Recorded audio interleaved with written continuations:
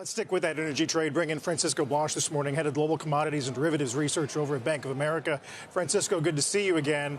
Are your hopes high for a deal? Hey, Carl. Actually, yeah, I think there's a pretty good chance that we'll see a deal, mostly because the parties involved want a deal. I think President Trump's been very clear. He wants a deal. He's trying to push for peace across the Middle East. We heard that word repeatedly coming from him. And I think Saudi Arabia, this time around, they also want to have a peaceful relationship with their neighbors. And the Iranians, frankly, they've had a very rough time in the last year and a half. They've lost a lot of their regional allies. So I do think all the stars are aligned for some kind of deal. And I guess perhaps the one party that doesn't quite like the idea of a deal is Israel. But I do think that chances are relatively high that we'll see something come out of this. Right. So what happens to any kind of security premium and what happens to production? So we think Iranian production likely goes up a bit on the news. It also depends on what kind of deal we get. Remember, Iran is a country where there is almost no Western participation. And I think opening up the country to the involvement of U.S. companies and maybe more European involvement and what have you could be potentially significant medium term as well, not just in the short run. So I think it could be pretty positive for volumes and ultimately negative for prices.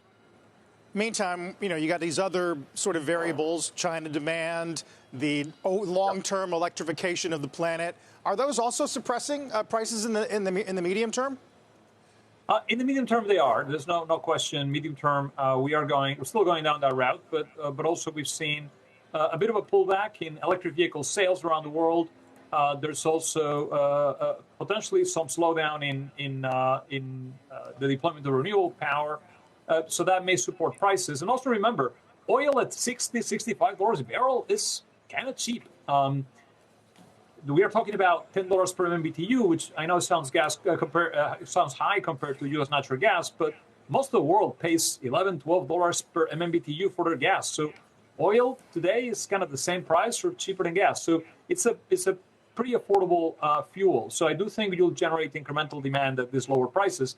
Plus China's stimulating. So we don't see a lot of downside. We think it's a bit of a, if you like, it's a bit of a price war because Saudi Arabia is hiding production.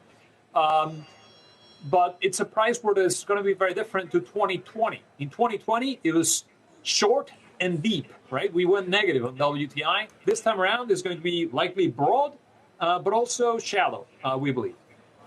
How about break-evens here in this country? Would you expect rig count to go up or down, given sort of, I guess, price pressures on inputs, right, and steel and all that stuff, and then the underlying price? How much incentive is there to drill?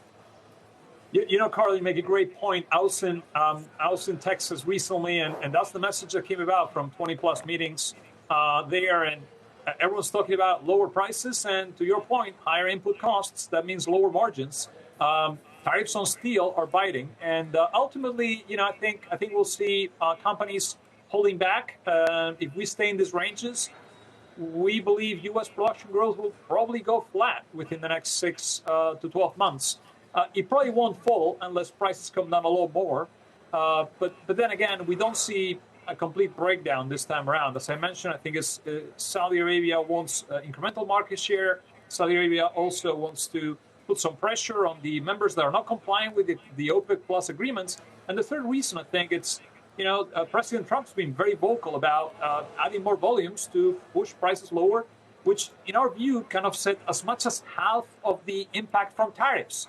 So what's going on here in energy is very important for the broad U.S. economy and also for the world economy. Yeah. Finally, one question on retail gasoline, just for the consumer. I think gasoline futures for this time of year, lowest since 2020. Would you expect after we get done with the refinery maintenance stuff that we get some actual relief at the pump? I do think so, Carl. It's going to be pretty significant relief. Also, remember, oil prices have been coming down in a period where they typically tend to go up, right? I mean, as you pointed out, the peak of the driving season is July 4th, and we're essentially a month and a half away from there. And typically prices do trade firmly into July 4.